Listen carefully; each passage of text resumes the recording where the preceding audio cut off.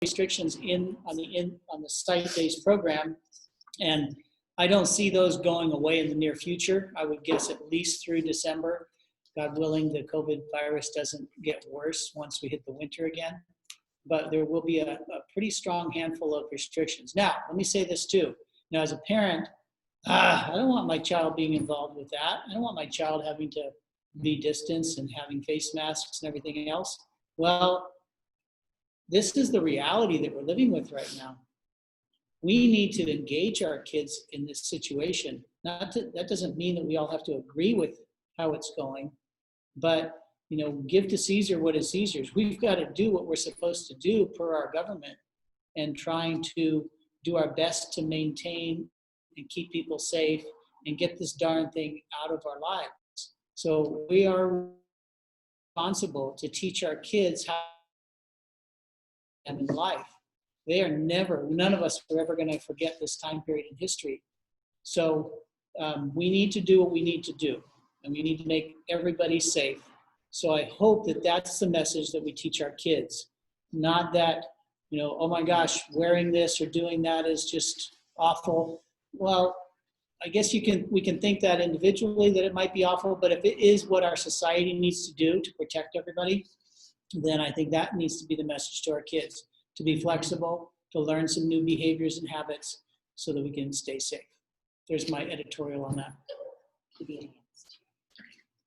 So there's a couple things that we really didn't touch on that as questions came up, and I was standing over here thinking there's some things that we should also touch on. I mentioned when I talked about Shared Start that we teach our behavior expectations. So we have what's called a positive behavior intervention and support system. And we have very specific behavior expectations that we teach all of our students, and we reinforce on a regular basis and have clear expectations. We have developed a set of behavioral expectations for at-home learning as well. So parents would be provided with those expectations and some support on how to influence those expectations. Including, you can send your son or daughter to the principal's office and Mr. B can get online with them and have a chat with them. It's happened. It's actually happened. So secondly, the second thing I wanted to talk about is I oversee the special education department and Section 504 supports. So no one asked about that, but despite what program a parent chooses to participate in, we are required to provide the necessary supports. And that can look like a lot of things, but our responsibility under federal law is to offer a program that meets the needs of a student in all their areas of need. So a student who is at an at-home academy who may have needs in areas related to social interaction, we would have to provide a way for that student to increase those skills, work on those goals. So I just want to put it out there that those families, if you have a student who has a disability, is identified as a student with a disability, your program might look different than the typical at-home program because of what we are required to offer you. We have some flexibility, but not a ton in terms of how we can address goals. We want to make sure we are really addressing the needs of students. So if you have specific questions about that, please email me, ehiggins@aacacademy.com. Call and leave a message. I will be very happy to reach out and have a conversation about that on a one-on-one basis because it will look different for every student, as is the nature of special education in Section 504. So just wanted to throw that in there. Well, I expected that one tonight, and so yes, we will comply with all of that completely and meet their goals. Was there a new question? One, Ms. Brebenik said, do they have to decide the family has to do all the same thing? No. So some of the kids could be on site and some could be at campus. Yeah. Absolutely, and that makes sense in some families. We had some families during distance learning that they said really worked well for this child, but not for this one. So that's absolutely fine. I just was going to add, because we do have a lot of new parents, that through our distance learning program in the spring, something that I really encouraged families to do was to directly contact us if your child was having any sort of issues or you had concerns as far as their social emotional well-being goes, or behavior goes, or academics go. I am super impressed with what our staff and our faculty was able to do in the spring as far as individual needs of kiddos and of families. And there are a lot of things that we can do, even if you choose the at-home academy. I don't want you to feel like, I'm going to choose this and then I'm just at home with my child, and if it's not working, it's just not working. That's why we want to give you that ongoing support. And there are so many creative things that we're able to do. We were able to do check in, check out with kiddos that were having trouble, where that just really means that in the morning they were able to get on a Zoom call with Miss Field, Carrie Field, or Miss Higgins or myself, and we were able to check in with them, set their disposition for the day, remind them about what types of citizens they're going to be, and really help them set a goal for the day. We also were able to put in some positive reinforcement systems with kiddos for work completion, for their behavior, for their attitude. So please know that whether you choose at home academy or whatever our in-seat option is, this is uncharted territory for many of us. Even as a staff member, I have a little one that is not so little anymore. She's going into 5th grade. And during distance learning, her teachers were great with me. We were able to put together an individualized plan for her to make sure, because she really was on her own throughout the day. So, oh, they're telling me my time is up. ELD. Oh, so if your child is an English learner, so something other than English was their first language, and they're determined an English learner, it's the same as an IEP or a 504. As a school, we are required to make sure that we are teaching those, we call them ELD, English Language Development standards. And there are assessments that go along with that. So again, we have to make sure that we assess those students so that we can progress monitor them. And if you choose the at-home academy, don't you worry, because we also have a document that lists all of our acronyms, and we will be glad to give it to you. How are we supporting teachers during all of this? It's another great question.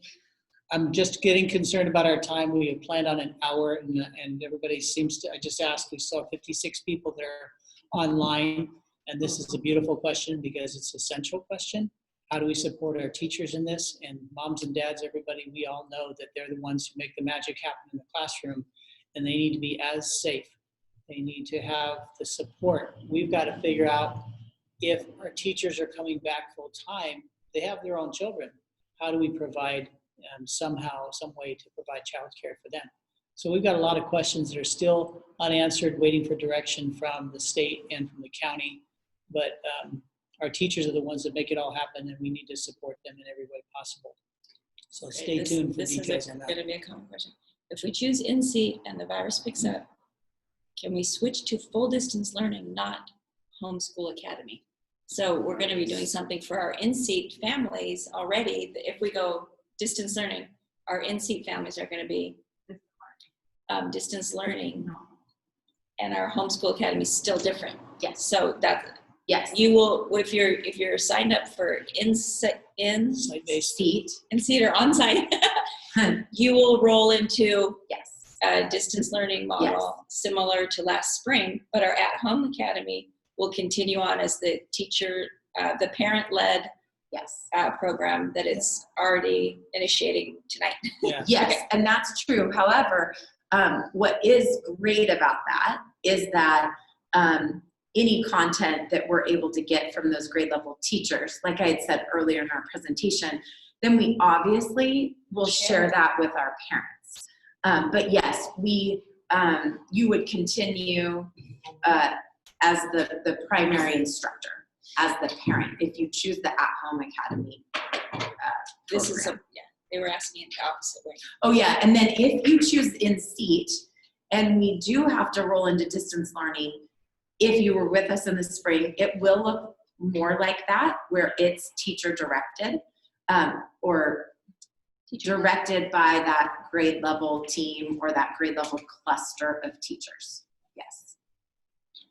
So I hope that helps. The goal tonight was to illustrate to you what our at-home academy would look like. And let me just say it one more time. It is a separate distance learning program for families who don't see their children in the school on campus in any way whatsoever indefinitely. So, except for special occasions, yeah, if we can have them. So that you want to remain at home, doing school at home. So it's an at-home distance learning program versus coming on campus, however many days is determined, and being a part of that classroom dynamic with that grade level teacher on a daily basis. So those are generally the two differences between those two distance learning systems. All right, I hope we've answered most of your questions tonight. It may have generated some new ones, but yeah, please just send us an email, send us a message, and I think I'm really proud of our team and the amount of communication that we put out there to our families. We work together, family and school. This is not school dictating how parents are to raise their children. It's a unified effort. It's our synergy that makes it work, because home and school, boom, makes for a better kid, right?